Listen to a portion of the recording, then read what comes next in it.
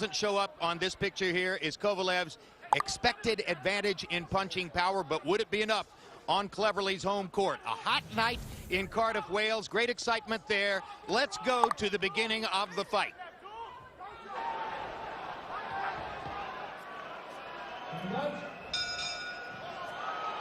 A sellout crowd in the Motorpoint Arena in Cardiff, Wales for the matchup between Nathan Cleverly, 175-pound title holder in the blue trunks, Sergey Kovalev, the challenger in the red. Kovalev enters with 9 knockouts in his last 10 fights, 8 of those knockouts within 3 rounds. He has emerged as one of the most impressive punchers in boxing. Cleverly slightly taller and longer, a high-volume puncher, maybe slightly the more accurate puncher than Kovalev, but a big question here, can Cleverly hit hard enough to get Kovalev's attention and keep him off of him when he needs to do his work? They start off at a high work rate in round number 1, and Kovalev is letting his hands go early. 2 left hooks by Kovalev, knocking Cleverly back. When Kovalev gets the call about a fight, a potential fight, his manager tells me he only ever has 2 questions: the date and the weight. So confident is Kovalev in his ability right now against anyone in the division. Cleverly, for his part, agrees with Kovalev.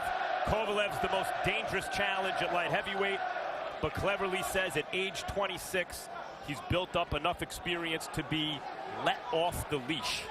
Both of them tremendously confident fighters. Roy Jones, what do you see in the early going? So far, I don't see Cleverly doing what I would like to see him do. He's taken a lot of punches from Kovalev.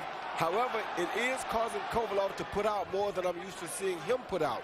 But at the same time, I would think Cleverly would have used his height advantage and his reach advantage to stay away from the power shots early and try to outbox the stronger puncher early. However, this may not be his plan. His plan may just simply be to work him down, take him into deep water, and try to beat him. Took about 30 seconds for Cleverly to begin to unveil his jab.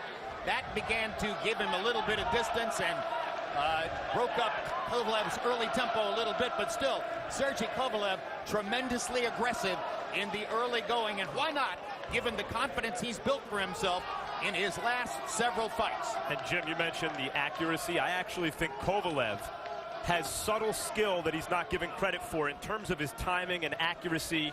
Little steps back he takes so he doesn't take as many counters, maybe fewer than people realize. And that accuracy and timing, I think, has bothered Cleverly early. Well, it has, and like I said, to me, I don't understand why Cleverly is fighting this fight like he's a puncher and staying right in front of Kovalev. That's exactly what I didn't expect from Cleverly, unless he has a plan down the line that we're not sure of. CompuBox numbers already crediting Kovalev with landing more than 30 punches in the round.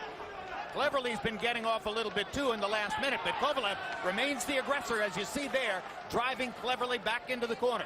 Body shot from Kovalev. He's been mixing it up upstairs and downstairs. That was a terrific first round for Sergey Kovalev. Seconds out, round 2. CompuBox numbers in round 1. Kovalev got off 95 punches. Landed 35 of them by CompuBox count. He begins round 2 with the right hand. Cleverly was 13 of 55. He's the guy who's been averaging 80-plus punches per round coming in. So the early initiative was definitely seized here by Sergey Kovalev. Kovalev's never been past 8 rounds. And Cleverly's game plan is to see how he does after that 8th round. Yeah, but for Cleverly, you don't want to get so banged up before the 8 rounds comes into play.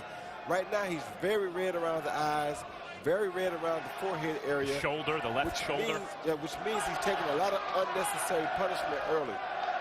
It might not be a 9th round.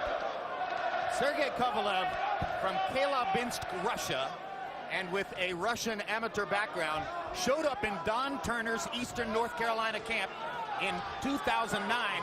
One of his first questions for Turner was, "I'm not sure I punch hard enough for professional boxing." After a few days, Turner said, "Rest assured, young man, you punch hard enough."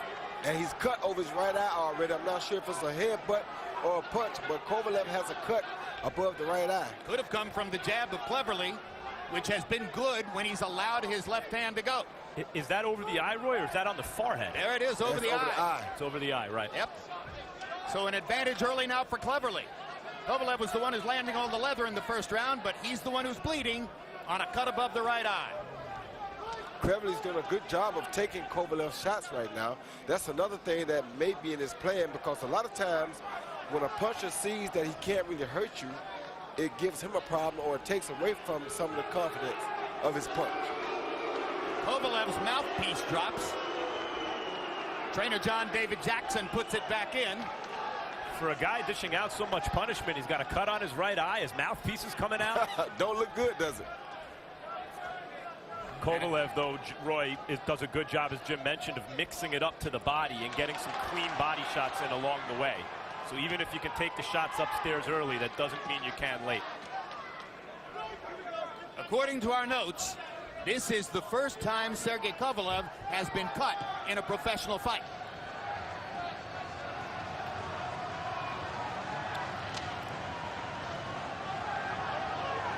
Boy Jones, Kovalev's trainer now is your friend, John David Jackson, who was trained to be a trainer by the late, great George Benton, has been known throughout his career as something of a defensive master. And there's Cleverly landing a solid straight right hand. What about the marriage of an offensive fighter, a puncher like Kovalev, with a defensively skilled trainer like John David Jackson? It's a beautiful marriage, because most punchers have very little defense. So when you go get a defensive guy to help train that puncher, you make him into a truly devastating opponent or a person, because now he has offense and defense to match it.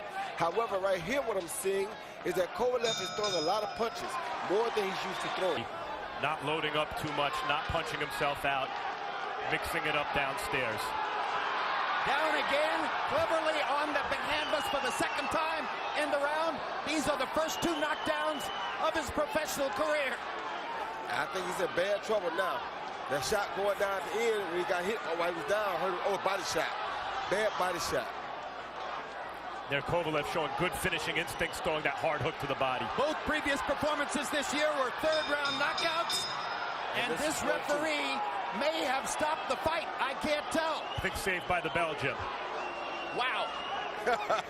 He waved his arms as though he was going to stop it. That's called saved by the bell. That's called hometown cooking. Yeah, I know, with a little help from the ref. That was almost a third consecutive third-round knockout for Kovalev.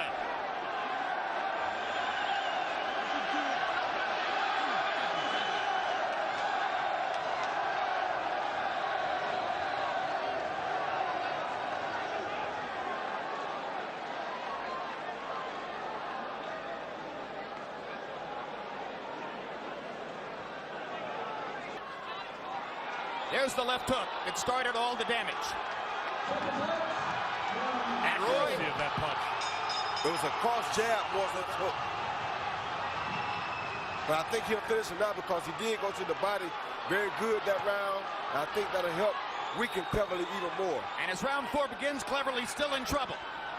See how he's going at the body? He knows he hurt Cleverly to the body at the end of that last round. And body shots are not easy to recover from like headshots are. Too much. This is too much, and referee Terry O'Connor has stopped the fight. This time it is over, and Sergey Kovalev has a 4th-round TKO, and he made it look easy. Very easy. Well, we still don't know how he'll respond if taken past 8, but good luck taking him past 8. Like I said, I think Cleverly's plan was to try to make him work past 8, but